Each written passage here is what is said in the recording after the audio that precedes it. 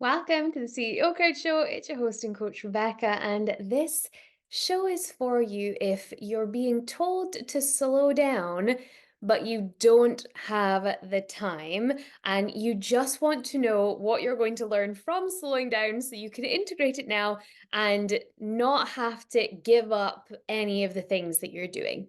So lately, I've been removing all of the stress from my life on the advice of I just couldn't do it anymore, I think is the first piece of intuitive guidance that I got, but also I leaned more and more into when people were saying, "Stop and slow down, be soft with yourself." And this really is my findings, and I hope that they help you. I kind of wish that I had this before I went on this journey because it would have saved me a lot of time that I took out of doing things. I obviously do not regret my journey and highly advocate slowing down, in fact. But if you are just caught in the hustle and you just cannot fathom putting it down for a second, because I've worked with so many high achieving women, and this is the case.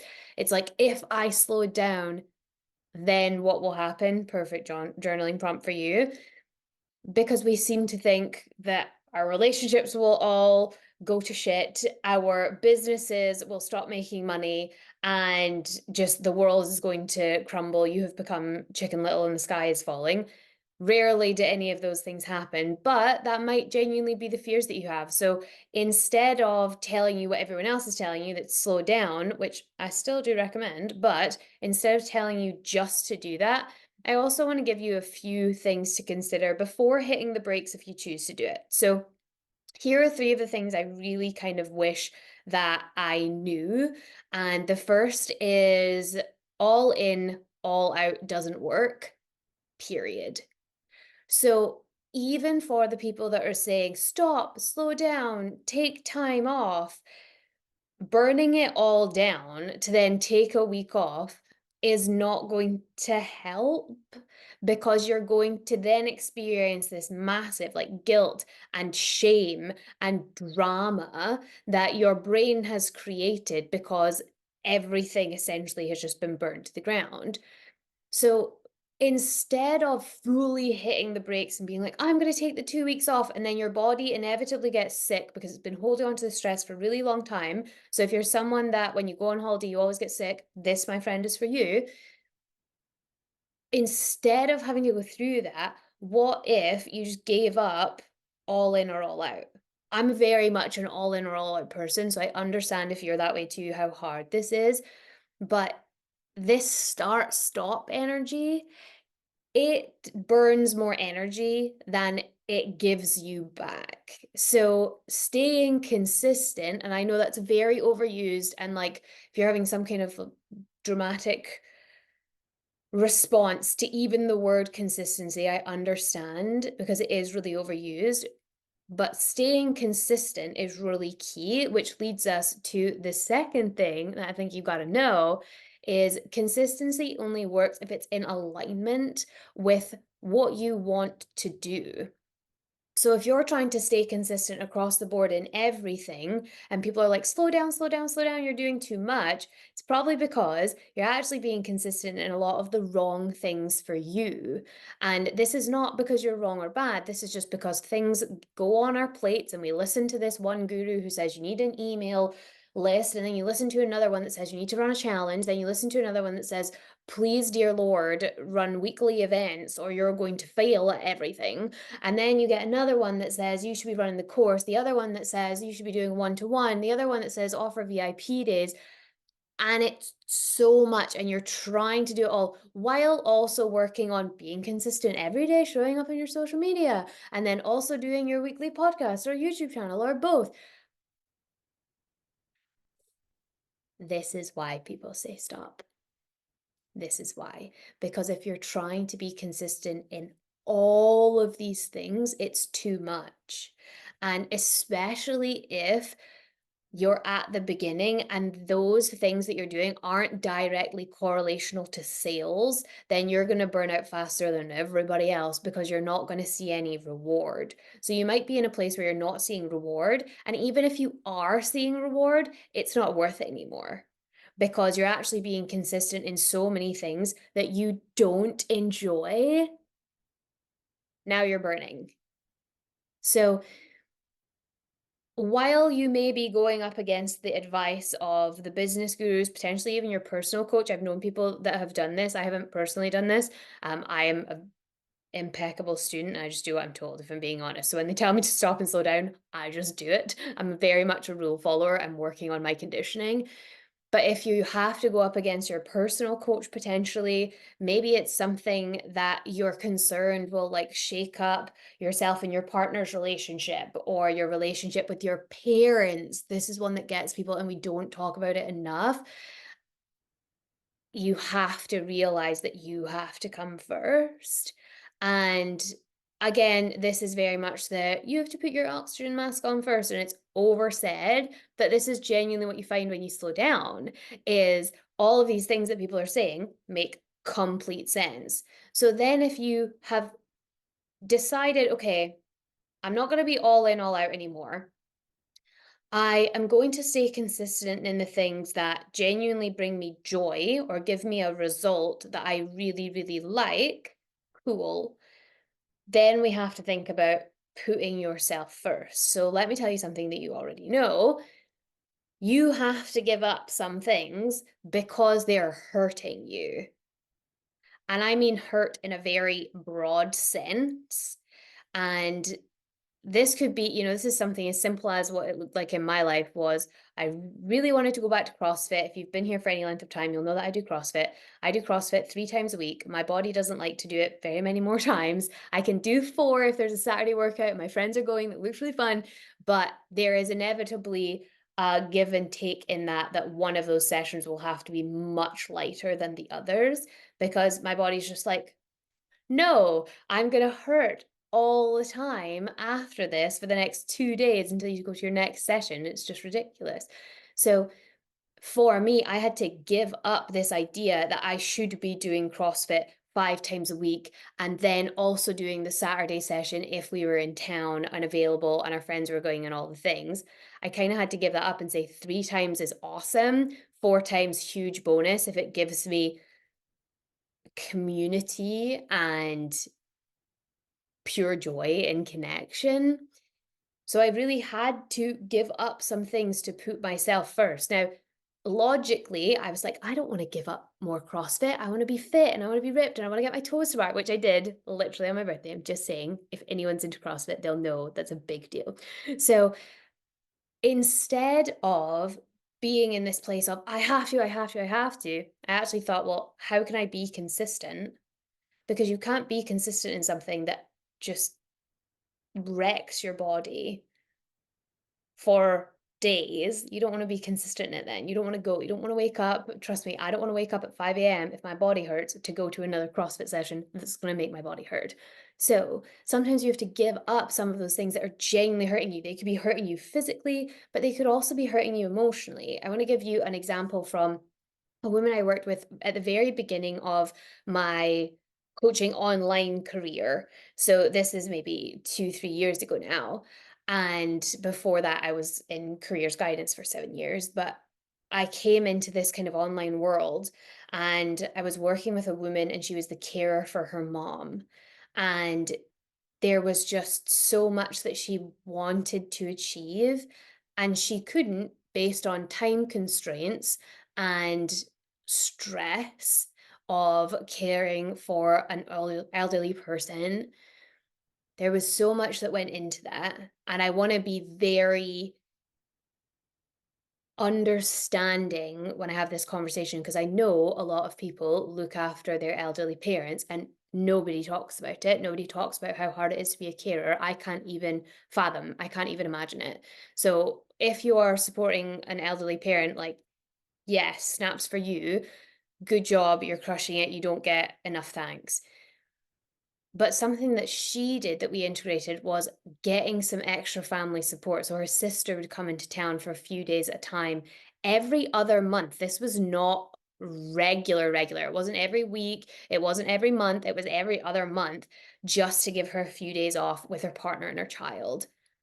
That that was her saying, I can't do this all the time.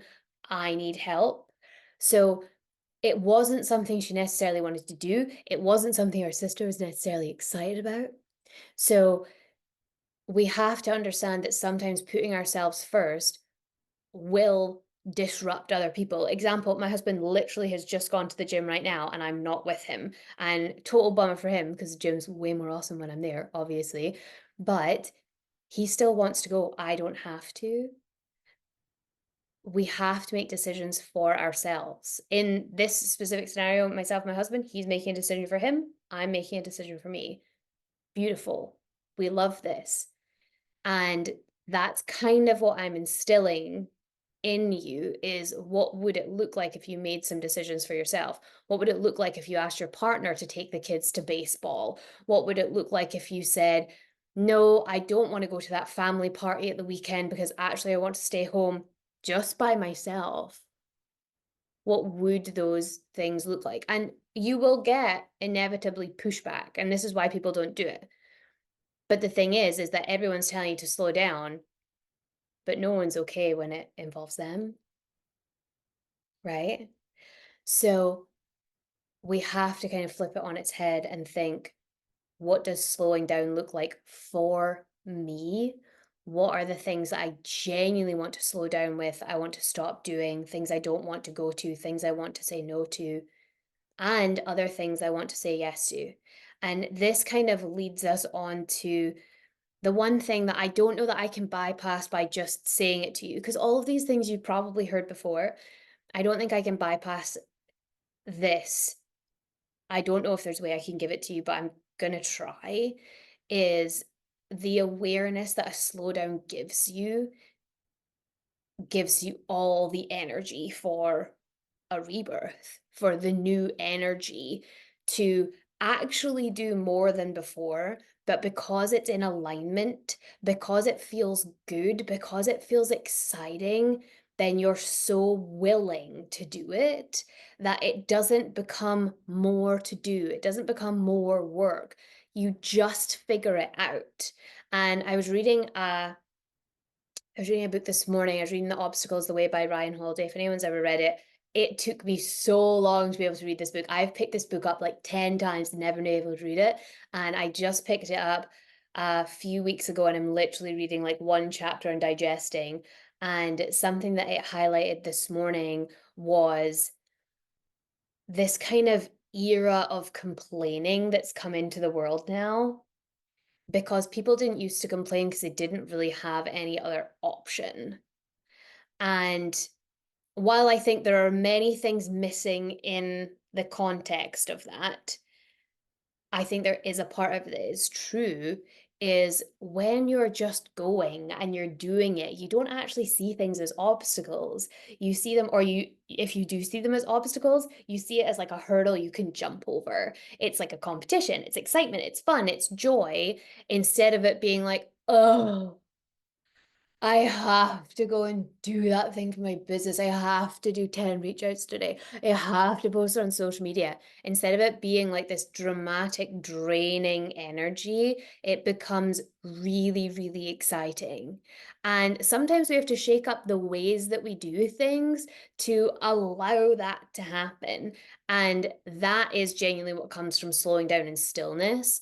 Example, I was sitting this morning having a little cacao, did a little tarot card pool. I was like, God, what am I going to talk about for this podcast? Genuinely, it still affects me. I love doing this show. It's podcast and YouTube. If you're listening or you're watching, we do both.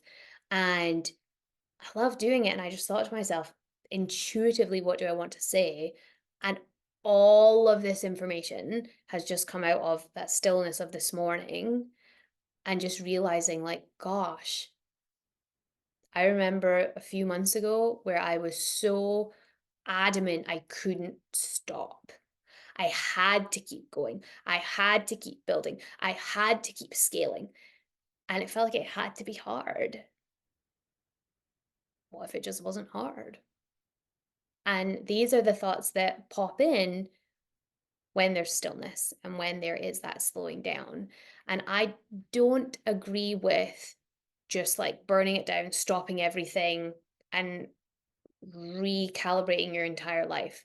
I think very infrequently does that work for people. I think it has worked for some people. They've had these amazing shifts and then everyone wants it and they do all of the things and they don't get the shift and they're like, why didn't this work? So I don't know that I necessarily advocate for burn it down, start again. But I do like this idea of what if we could do both? And I don't think it's something that's talked about. And I think you can do both if you consider these things is that all in, all out doesn't work. Consistency only works when it's in alignment with you. So there are going to be things you have to say no to, and there are going to be things that you'll then want to say a big hell yes to, because you'll be operating from a place of you and of alignment.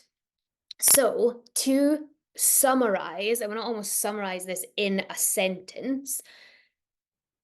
Give up the all in, all out attitude and only seek consistency in what is in alignment for you and matters to you because you are the main priority of your life. You're the main character, my friend. If no one else has told you that today, then there you are. You have to do that because nobody else is looking out for you. And maybe you have friends and family and, oh, they look out for me. They're not with you 24/7. They can't make your decisions for you. And also, a lot of them are impacted by the decisions that you make. Then, once you have done all of these things, ironically, you'll have the energy to do even more than you imagined possible. The things that I imagine for my life right now and things that I want to step into, and I'll like give you like a little snippet of it. I love health. I think health is so interesting. I've had my own health journey. I've been in yoga for years. And I'm like, what does it look like if I reintegrate that piece of my work back in? I don't know what it looks like yet, but I am so excited to the point where I'm looking at like hundreds upon hundreds of hours of courses because I'm like, this is going to be so cool. And do I have hundreds of hours? If someone said, "Hey, Rebecca, do you have like 300 hours in the next like few months?" I'm gonna be like, "No, of course I don't. I have so much to do."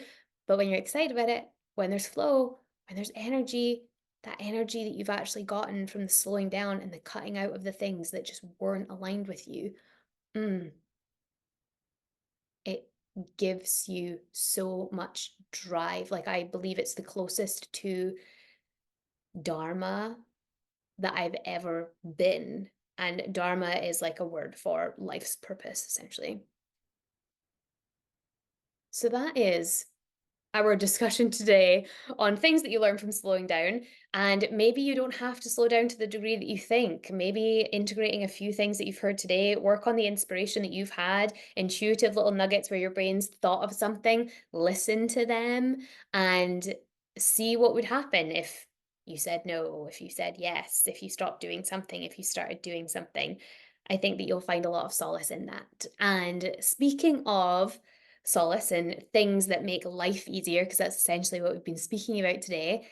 I always believe it comes back to this. We cannot do this alone. I couldn't have reached the answers that I reached alone. I actually did have people in this journey. While a part of it was very much a solo journey, if I did not have support along the way of coaches, of friends, of mentors, of my husband is the coolest guy in the world. I'm always going to say that about him because he's just the best.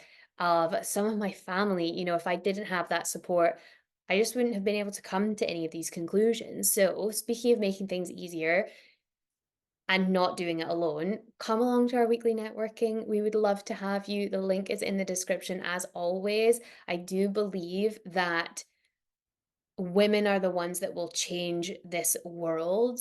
And I want to connect as many of you as possible. So if you're someone that feels like, oh gosh, I am kind of burning and you need those positive influences in your life, what I hear all the time about entrepreneurship is my family doesn't support me. I'm not from a family of entrepreneurs. I'm doing this weird thing. I'm different. I'm the black sheep.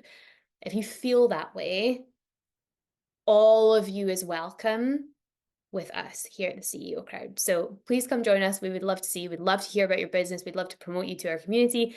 And in the meantime, until next week, CEO, I'll be over here believing in you.